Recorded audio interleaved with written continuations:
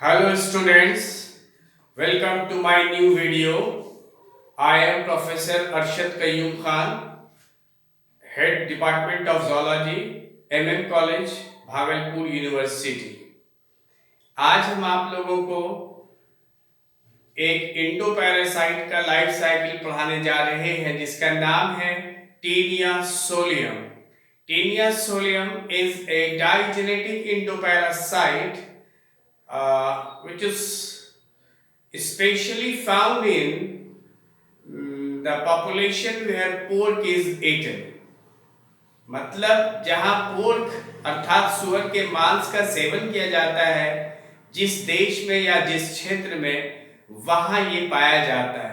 It is a digenetic endoparasite, means ये अपना life cycle दो होस्ट में पूरा करता है। इसका प्राइमरी होस्ट मनुष्य है और सेकेंडरी होस्ट इसका सुअर है।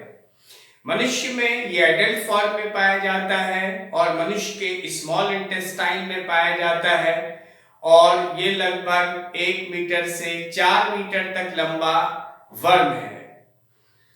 ये मनुष्य में रहने के बाद एक डिजीज उत्पन्न करता है जिस बीमारी को हम टीनियसिस कहते हैं।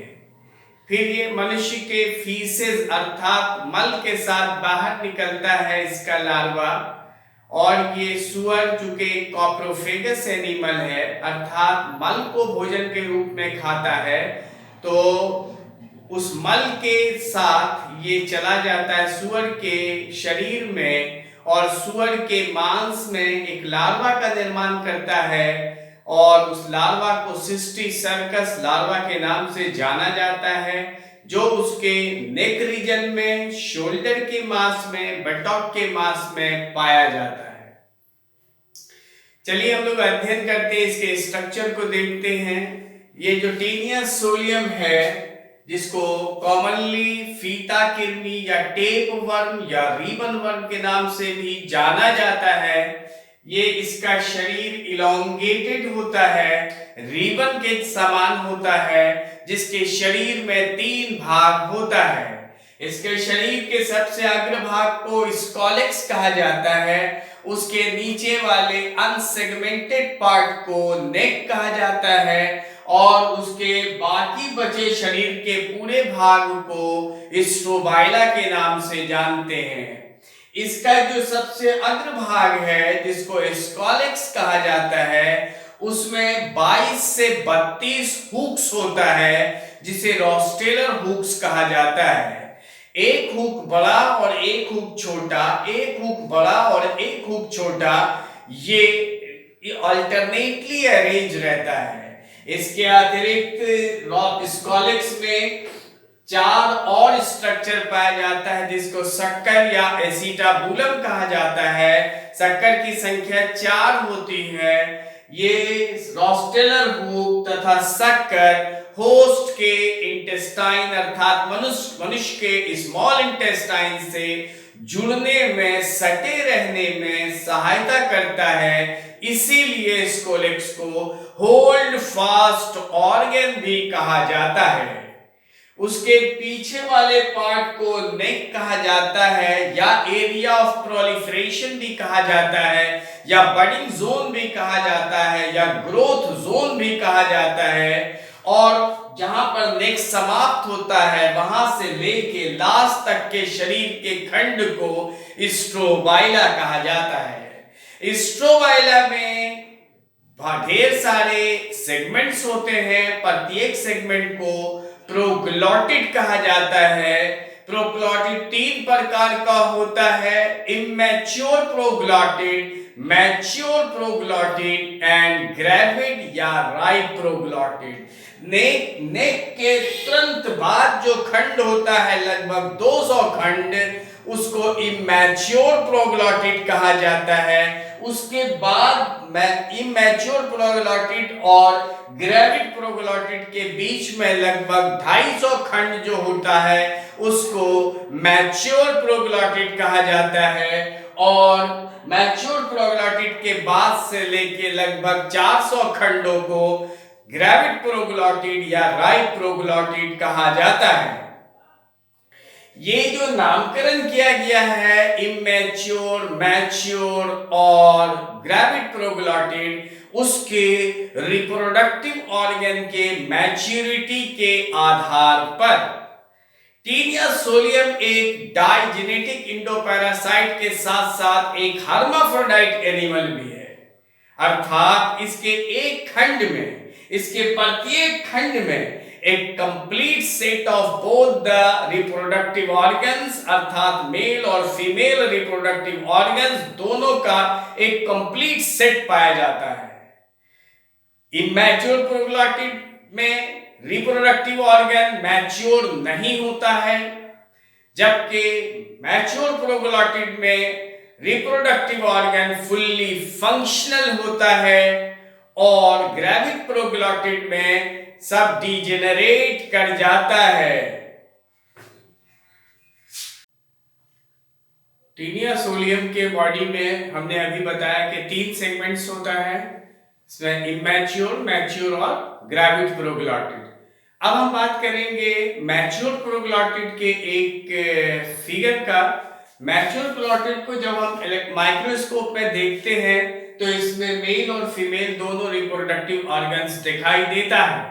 इसके मेल रिप्रोडक्टिव ऑर्गन्स के भीतर के अंतर्गत सिरस, वास डिफरेंस, वासा एफरेंशिया और टेस्टिस दिखाई देता है, जो सेगमेंट्स में पूरी तरह से भरा हुआ है।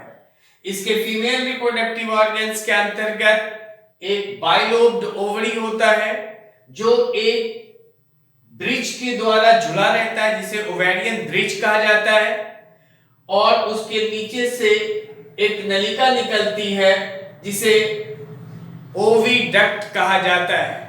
ओविडक्ट आगे चल के फूल जाता है, जिसे सेमिनल रिसेप्टैकल कहा जाता है, और सेमिनल रिसेप्टैकल आगे की ओर पतली नलिका के समान स्ट्रक्चर बनाती है, जिसे वजाइना कहा जाता है, जिसमें एक छिद्र होता है जो कॉमन गोलोपोर या जेनाइटल एट्रियम में खुलता है। ओविडक्ट के निकट एक और ट्यूबुलर स्ट्रक्चर निकलता है, जो ऊपर की दिशा में जाके फूल जाता है, जिसे यूटेरस कहा जाता है, जिसके भीतर फर्टिलाइज्ड एग अर्थात जायगोट पाया जाता है। इसके नीचे की ओर एक फूला हुआ स्ट्रक्चर स्थित है, जिसे ऊ टाइप कहा जाता है, जिसके चारों ओर यूनिसेलुलर ग्लैंड पाया जाता है, जिसे मेहलिस ग्लैंड पाया जाता है। ऊ टाइप के नीचे से एक पतली नलिका निकलती है, जिसे विटेलाइन डक्ट कहा जाता है, जो एक इर्रेगुलर ग्लैंड में खुलता है, जिसे विटेलाइन ग्लैंड कहा जाता है। इस प्रकार से एक मैच्योर प्रोग्लॉटिड में मेल और फीमेल रिप्रोडक्टिव ऑर्गन पूरा फंक्शनल है, और जब एक टीनिया सोलियम के शरीर में फोल्डिंग होता है, तो फोल्डिंग के कारण एक मैच्योर प्रोग्लॉटिड दूसरे मैच्योर प्रोग्लॉटिड के सामने आ जाता है, और एक मैच्योर प्रोग्लॉटिड का सिरस निकलकर दूसरे मैच्योर प्रोग्लॉटिड के वेजाइना में प्रवेश करता है, और दूसरे खंड से सिरस निकलकर पहले वाले खंड के सिरस वेजाइना में प्रवेश करता है। वहां प्रवेश करने के बाद स्पर्म का ट्रांसफर होता है, और स्पर्म को स्टोर कर लिया जाता है सेमिनल रिसेप्टैकल में। सेमिनल रिसेप्टैकल में स्पर्म स्टोर करने के बाद ओवरी से ओवम रिलीज होता है, और ओविडक्ट के पीछे वाले भाग में यहाँ पर फर्टिलाइजेशन की क्रिया संपन्न होती है। फिर फर्टिलाइज्ड एग नीचे की ओर आकर यहाँ ऊ टाइप में पहुंचता है, जहां वह एक और सेल रिसीव करता है, जो विटेलाइन ग्लैंड से निकलता है, और इस प्रकार से विटेलाइन सेल और जायगोट दोनों मिलके एक बंद शेल स्ट्रक्चर का निर्माण करता है, जो फर्टिलाइज्ड एग या शेल या कैप्सूल के नाम से जाना जाता है, जो धीरे धीरे यूटेरस में भर जाता है। जब टीनिया सोलियम में एक अद्भुत घटना घटती है, जिसे हम एपोलाइसिस के नाम से जानते हैं। टीनिया सोलियम के शरीर का अंतिम खंड समय समय पर टूट टूट कर रोगी के मल के साथ बाहर निकलता है। ये खंड का टूटना और टूट के बाहर निकलना, इसी घटना को एपोलाइसिस कहा जाता है, जिसमें ग्रेविड प्रोग्लॉटिड टूट के बाहर निकलता है।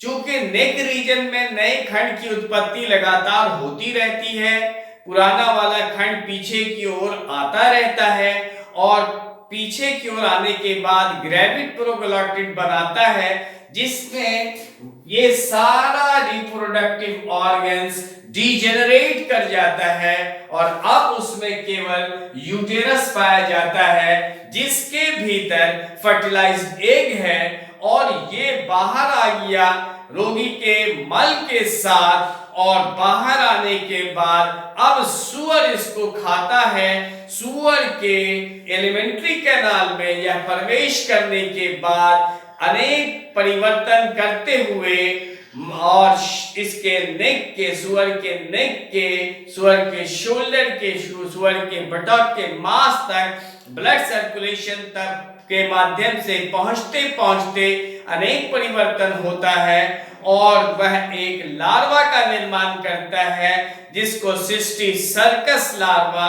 या ब्लैडर वर्म कहा जाता है। 1 किलो मांस में, 1 किलो सूअर के मांस में जिसमें इन्फेक्टेड लार्वा है, उसमें लगभग 1000 सिस्टिस सर्कस लार्वा हो सकता है। जब इस बिना पके हुए या अधूरा पका हुआ सूअर के मांस का सेवन किया जाता है, तो ये मनुष्य के एलिमेंट्री कैनाल में पहुंचकर एक एडल्ट टीनिया सोलियम का निर्माण करता है। आज के लिए इतना ही।